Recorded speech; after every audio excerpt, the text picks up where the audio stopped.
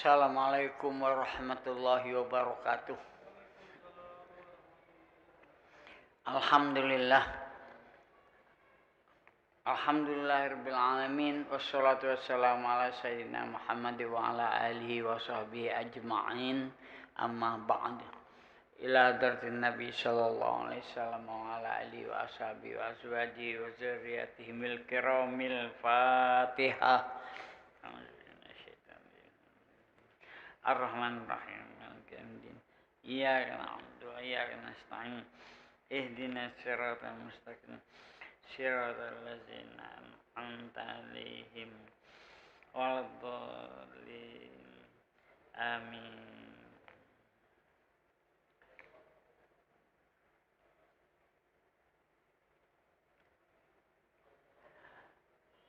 Bapak, Ibu, saudara-saudara hadirin sekalian, kita melanjutkan kajian kita masih dalam ruang lingkup Ahlus Sunnah wal Jamaah dari sisi pemahaman tentang syariat Islam. Sebagaimana kita jumpai di masyarakat ini, kalau bicara syariat Islam itu ada yang enggan sama sekali, dia tidak tertarik. Ada juga yang saking ketertarikannya sepertinya syariat Islam itu ya mendominasi sikap perilakunya dalam kehidupan beragama ini, bahkan sampai-sampai melebihi batas. Bagaimana Ahlus Sunnah wal Jamaah? Ahlus Sunnah wal Jamaah mereka sangat memperhatikan tentang syariat Islam ini. Syariat Islam ini sebagai wujud dari kehidupan beragama yang menyangkut hukum-hukum Islam, baik yang menyangkut peribadatan, juga amaliyah-amaliyah lainnya yang belum ditetapkan secara jelas, namun masuk dalam ruang lingkup pembahasan syariat Islam itu. Kaum muslimin rahimakumullah, saya menjelaskan baru satu sisi, yaitu dalam syariat Islam itu ada namanya yang dikenal dengan nama maqasidus syariah, tujuan-tujuan adanya syariat Islam itu untuk, kalau secara rinci ada 5 pokok, yaitu al-muhafazah 'alad din, untuk kemaslahatan, keselamatan yang menyangkut beragama, kepercayaan, keyakinan. Ada lagi yang menyangkut al-muhafazah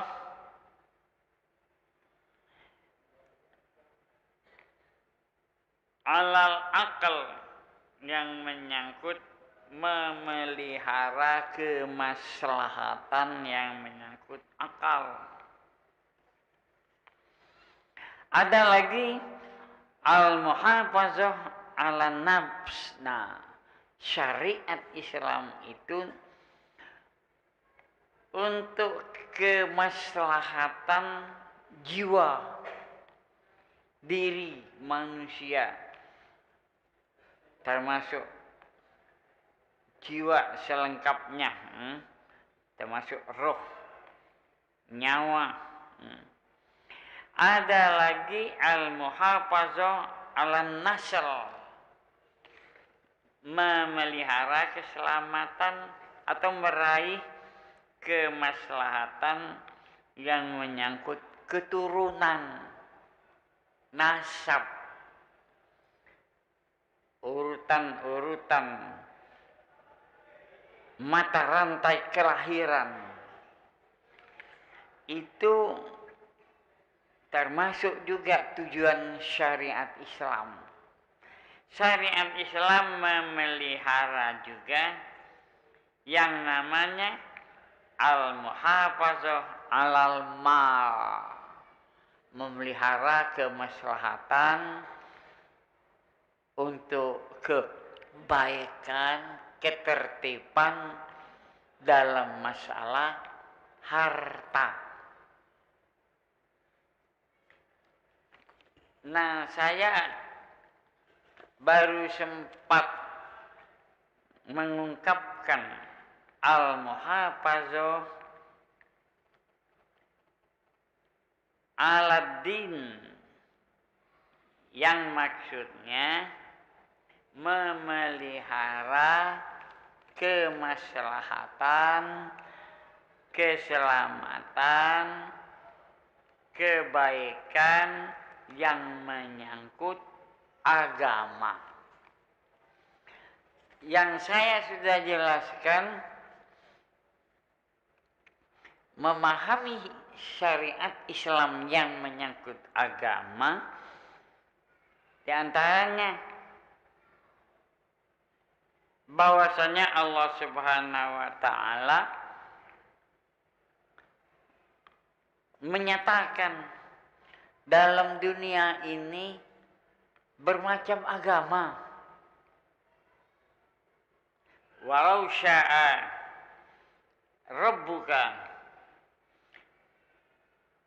la amana min fil ardi kulluhum jami'an. Kalau Allah menghendaki, kalau Tuhanmu menghendaki orang di dunia ini beriman semua,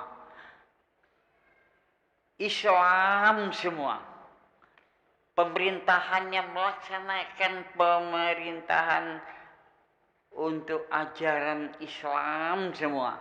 Dengan istilah lain,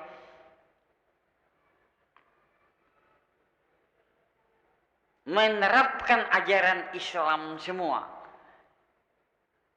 Pemerintahan yang menerapkan ajaran Islam semua itu ya semacam apa yang dikenal khilafah. Dan orang yang memimpin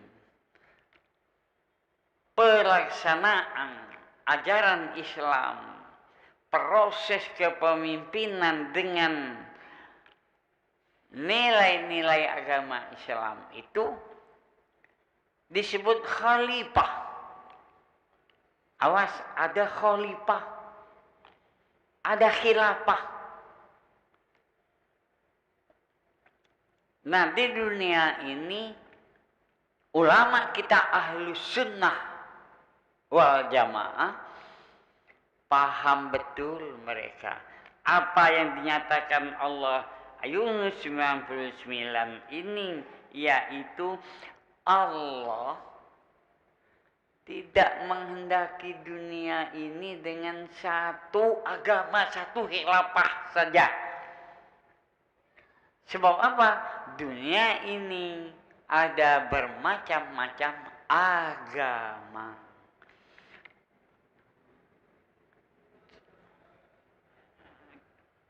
Kalau ada pemahaman bahwa dunia ini hanya satu agama saja, hanya syariat Islam saja, hanya ajaran Islam saja, agak beda dengan konsep Allah. Dalam surah Yunus 99 yang menyatakan bahwa dunia ini tidak dijadikan Allah beriman semua manusianya itu. Tidak dijadikan Allah khilafah pemimpinannya satu menerapkan ajaran Islam semua. Tidak demikian. Pemahaman ulama Ahlus Sunnah wal Jamaah. Saya merasa perlu sebagai orang yang menyerap pemahaman Ahlus Sunnah wal Jamaah menjelaskan ini. Sebab dunia mungkin lain, Pak. Dunia lain. Dunia menghendaki dunia ini Islam semua. Dunia menghendaki ajaran Islam semua. Nah, tentunya resikonya kalau dunia ini dikehendaki ajaran Islam semua, orang yang tidak melaksanakan syariat Islam, bagaimana menyikapinya? Mungkin keras, mungkin lunak, mungkin bijak. Beda nanti menyikapinya itu.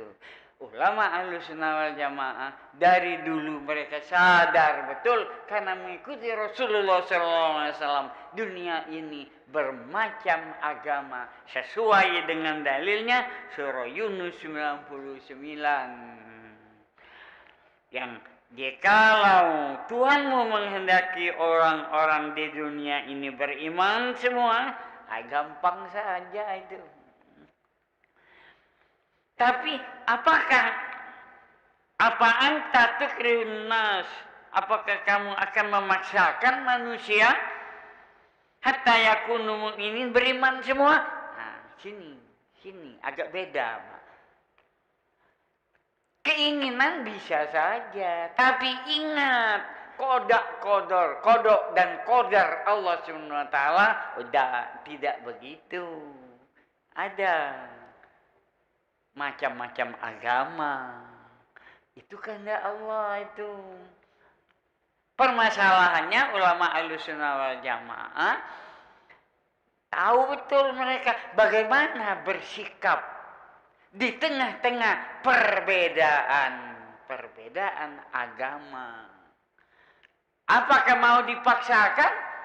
Jelas ayat lain rambu-rambu syariat Islam menegaskan seperti yang saya sampaikan waktu yang lalu.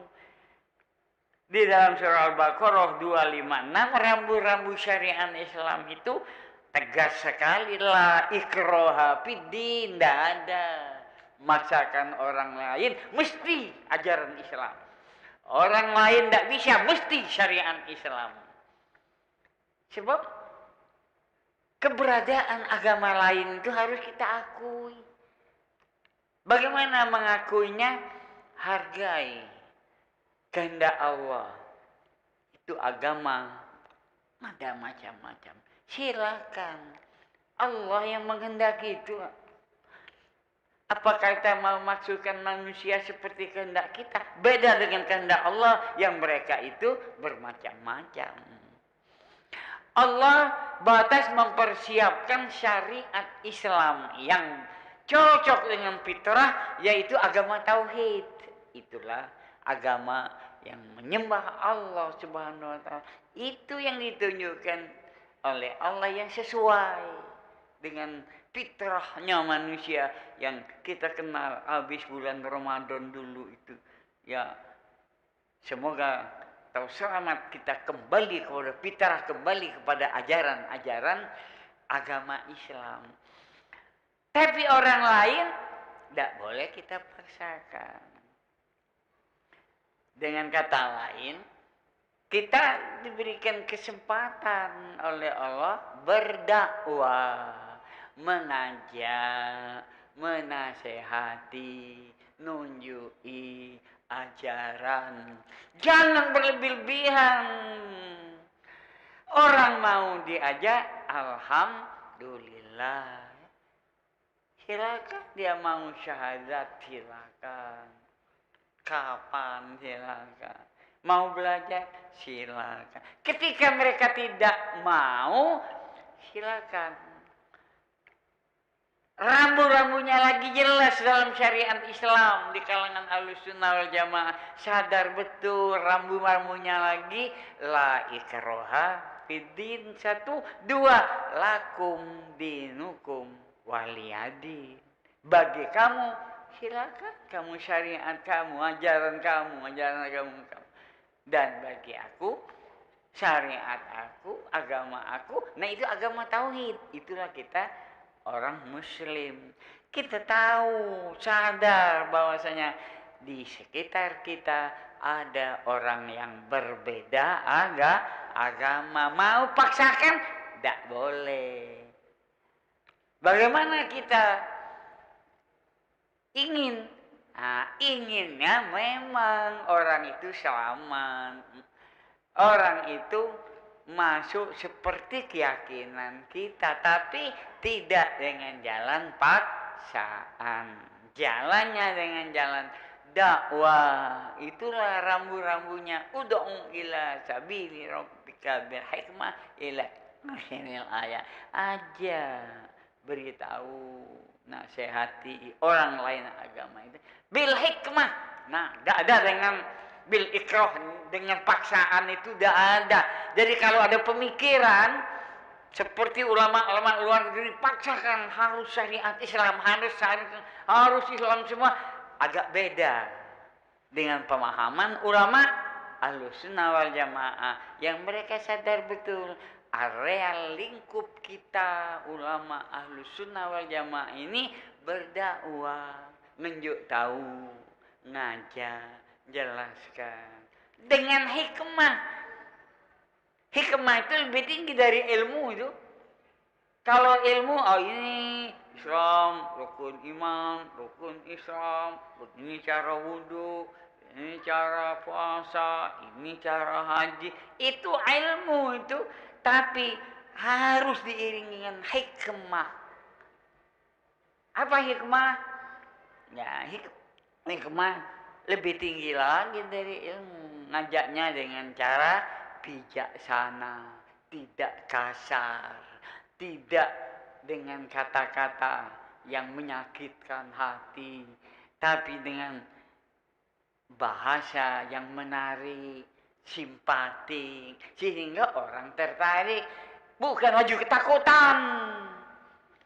Jadi berdakwah dengan jalan yang simpatik, menimbulkan rasa simpatik. Inilah membuat orang-orang beragama lain itu tertarik, ingin masuk. Alangkah hebatnya agama Islam itu, memang indah, halus, bijak, tidak memaksa.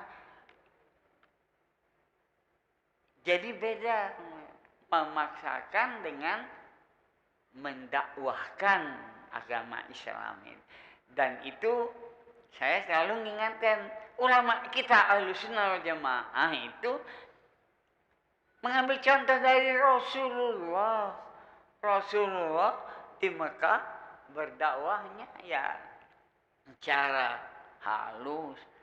Dalam arti kata Rasulullah kalau dimaki-maki, disakiti hati, tetap tenang dia, mengembalikannya kepada Allah. Tidak ada lagi nak diajak berantem, kecuali Rasulullah diserang. Sudah penyerangan, nak ngajak berperang, baru Rasulullah turun ke lapangan. Bukan dalam keadaan damai sepertinya nak berperang, baik bukan. Dalam keadaan damai Rasulullah tetap mengajak agama yang berbeda untuk bekerja sama. Apa bisa bekerja sama dengan orang lain agama? Bisa. Ta'awanu 'alal birri, bekerja samalah kamu atas kebaikan.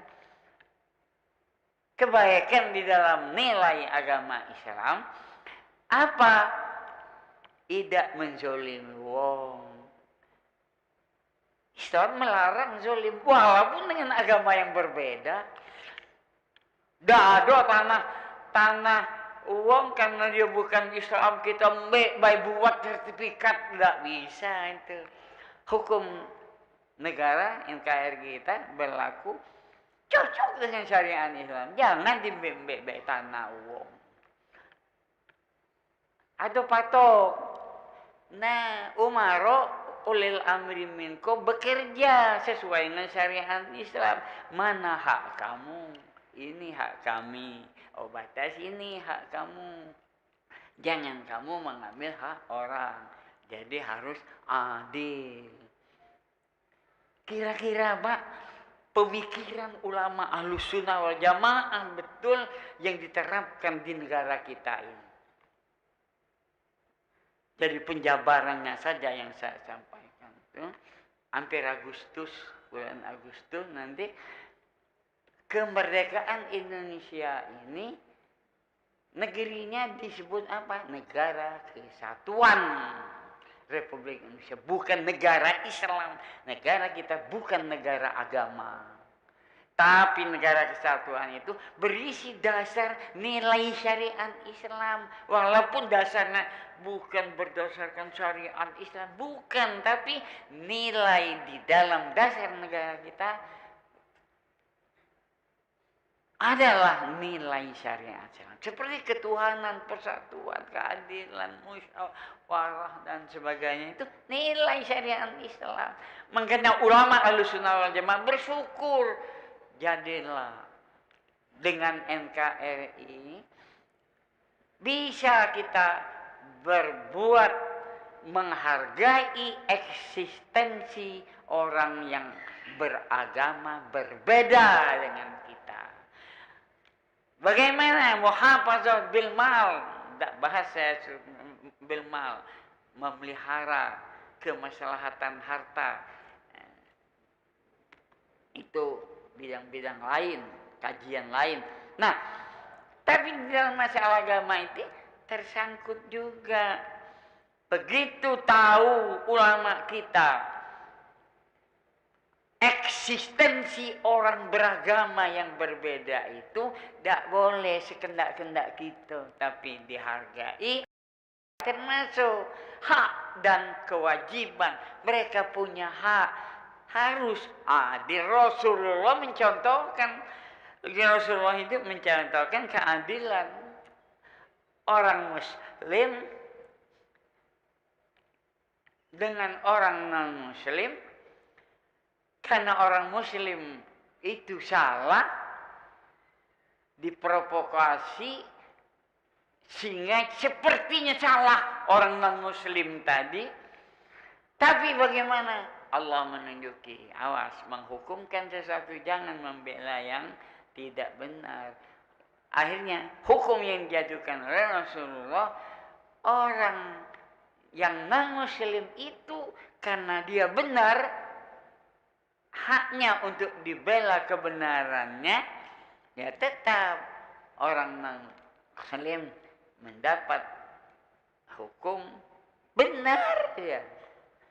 Kalaupun negara kita ada orang punya Hindu, Bali ya, ada punya Kristen, Katolik, mungkin di Sulawesi, apalagi di Irian. Kalau kita namakan, kita patok negara kita ini negara Islam, mau diapakan hak mereka ini? Ini tanah, ini bukan tanah kamu, nenek moyang kamu Islam semua. Ada nenek moyang kami, kira-kira dalam hati orang Hindu, orang Buddha, orang Kristen kan, yang berjuang negara patok-patok itu ada juga nenek moyang kami. Nah, hak mereka karena mereka berada, ada tuannya, ada haknya. Itu baru masuk muhafazatu bil mal, memelihara tentang harta, ketertiban yang menyangkut harta. Nah, ulama kita sangat paham kalau dinamakan negara kita itu negara Islam, Sepertinya Indonesia ini nenek moyangnya punya, tidak ada lagi miliknya, kepemilikannya itu, padahal tanah Indonesia ini ada yang neneknya orang Kristen, orang Buddha, orang Hindu. Apa kata ulama kita Ahlussunnah wal Jamaah yang memang dia patuh dengan ajaran syariat Islam? Oh, kalau begitu tidak usah kita tonjolkan syariat Islamnya, tapi cukup kita namakan negara kesatuan, sebab menghargai hak orang lain di atas tanah negara kita ini, dan adil itu perintah daripada syariat Islam. Memang halus kok kajiannya syariat Islam bagi ulama-ulama Ahlussunnah wal Jamaah. Barangkali berbeda dengan ulama di luar negeri, di ISIS, di Syria, mentang-mentang banyak Islamnya, seolah-olah ini hak kami semua, seolah-olah begitu ya. Indonesia paham tanah ini ada patoknya saja, patok milik orang non-muslim, silakan, aman ya. Ulil amri minkum, umaro, melaksanakan ketertiban syariat itu. Lihatlah bagian pertengahan, mengukur, berikan surat hak milik, itu syariat Islam, ketertiban syariat Islam. Perkara ada yang tidak adil mengukur, tidak adil, itulah soal lain lagi. Tapi umaro, ulil amri minkum, berusaha untuk menjalankan syariat Islam yang itu ada bagian dari tujuan syariat Islam, al-muhafazah alal mal, memelihara kemaslahatan yang menyangkut harta. Terbukti benar kan? Negara NKRI ini ada harta, ada tanah, mungkin kebunnya, mungkin apa yang milik orang agama non-muslim. Jangan kita hilangkan begitu saja keberadaan mereka. Tinggi Pak agama Islam itu. Syariat Islam itu sangat halus ya, menghargai keberadaan manusia di dunia ini sekalipun mereka itu berbeda agama. Dalam sekup kecil saya selalu ungkapkan, bagaimana orang tetangga kita yang agama bukan agama Islam tetap ada haknya untuk dilakukan kebaikan sebagai tetangga. Kalau seagama, nambah lagi sebagai tetangga dan sebagai muslim. Kalau famili, sebagai tetangga, sebagai orang beragama, sebagai muslim, 3 hak. Tapi kalau dia non-muslim, tetap ada eksistensi keberadaan mereka itu, tetap harus dihargai. Ini jangan sampai kebablasan. Ulama Ahlussunnah wal Jamaah tidak boleh kebablasan. Kalau kebablasan apa istilahnya? Zolim nanti terhadap orang-orang non muslim. Itulah sebenarnya umaro kita untuk menjaga ketertiban itu. Kalau masih jauh waktu azan, dibantu. Jangan mengganggu orang-orang yang di sekitar dengan kuat-kuat kayak gitu. Ngajinya kuat-kuat, padahal azan itu jam 4 berapa puluh menit itu belum jam 5 itu ya. Nanti jam 3 sudah mulai dikumandangkan itu ya, mentang-mentang bulan puasa. Nah, ada hak orang lain di situ. Hak orang lain ingin dihormati, ingin tidak diganggu, tidak dizolimi. Keluar itu kan ketentuan sekitar berapa, 15 apa 20 menit menjelang waktu azan, baru silakan dikuatkan make. Itu namanya apa? Kita sebagai orang muslim tahu syariat Islam, tidak boleh menzolim-zolimi orang walaupun lain agama. Benar. Kalau sudah waktunya baru, nah silakan kumandangkan azan. Mau ngaji silakan. Jadi pada waktu itu heboh Pak. Ngapa? Provokasinya lain. Ngapa pemerintah ini tidak boleh memandangkan azan dengan mic? Tidak boleh ngaji dengan mic. Tidak boleh nyebarkan siaran keagamaan dengan kuat-kuat. Maksudnya apa? Bukan penggunaannya itu tidak boleh, tapi diatur jangan sampai tetangga, orang-orang yang berbeda agama, bahkan orang Islam sendiri tidak boleh.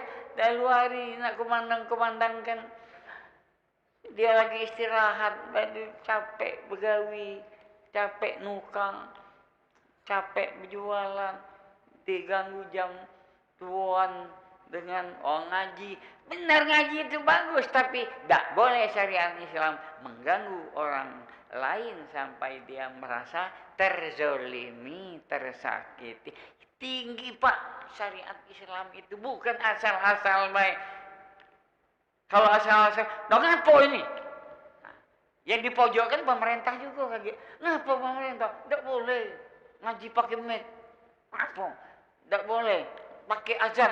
Bukan tidak boleh, tapi diatur oleh Kementerian Agama. Ya, namanya orang banyak, keluarlah pemahaman yang singkat. Tidak boleh, tidak boleh. Padahal mengatur untuk apa? Kemaslahatan, kebaikan dalam masalah kehidupan beragama. Itu maksudnya. Itu syariat Islam. Al-muhafazah ala din. Saling kita memelihara dalam masalah keberadaan beragama, berkeyakinan, dan juga saling memelihara tentang hak milik, memelihara kewajiban dan hak masing-masing. Saudara kaum muslimin rahimakumullah, untunglah di negara kita ini ulamanya sangat mendalam memahami syariat Islam itu.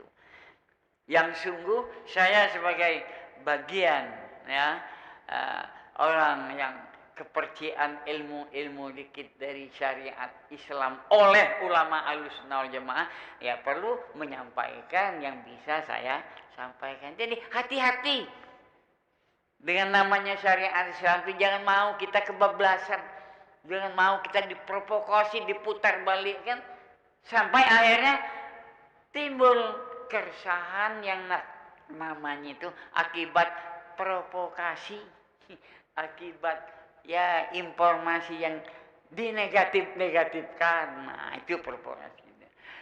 Jadi kaum muslimin rahimakumullah, sesungguhnya rambu-rambu Islam dalam melaksanakan syariat Islam itu diantaranya tadi sadari bahwa dalam dunia ini memang diadakan oleh Allah bermacam agama. Berikan haknya, keberadaannya dengan rambu-rambunya. Lakum dinukum waliyadin. Jangan kita masuk-masukkan nganar-nganar orang yang lain agama semau kita. Ada kebijakan yang lain yang muncul juga itu ya. Di antara, tidak semua, tapi mungkin orang Islam, mungkin bukan. Orang lain beribadah mendapat gangguan. Wallahu alam siapa yang ganggunya. Nah, kalau macam itu, jangan-jangan orang Islam itu nanti yang membuat gangguan. Itu kan tidak bagus kalau orang Islam mengganggu pelaksanaan ibadah orang yang non-muslim. Kalau kita orang Islam membantu menasihat, jangan kita mengganggu orang agama lain. Jangan. Itu namanya menasehatkan untuk syariat Islam juga. Jangan kita mengganggu, sebab mengganggu rambu-rambu syariat Islam, lakum dinukum waliyadin, bagi kamu silakanlah kamu. Oh jangan mereka kita ganggu. Memang kewajiban yang seperti itu harus dijaga dalam masalah kehidupan beragama, yang itu syariat Islam. Dalam surah An-Nur ada muncul wa'adallahu allazina amanu minkum wa amilus solihat la yastakhlifannahum fil ardi kamastakhlafal ladzina min qablikum. Saya sampaikan situ. Allah menjanjikan. Nah, kita lanjut nanti dalam waktu ala hadis. Al-Fatihah.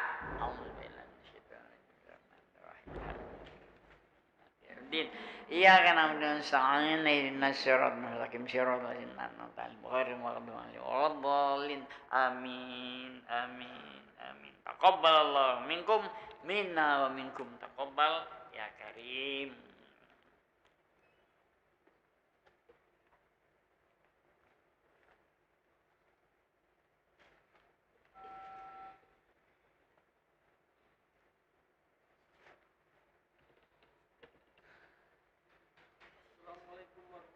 Waalaikumsalam warahmatullahi wabarakatuh. Ya.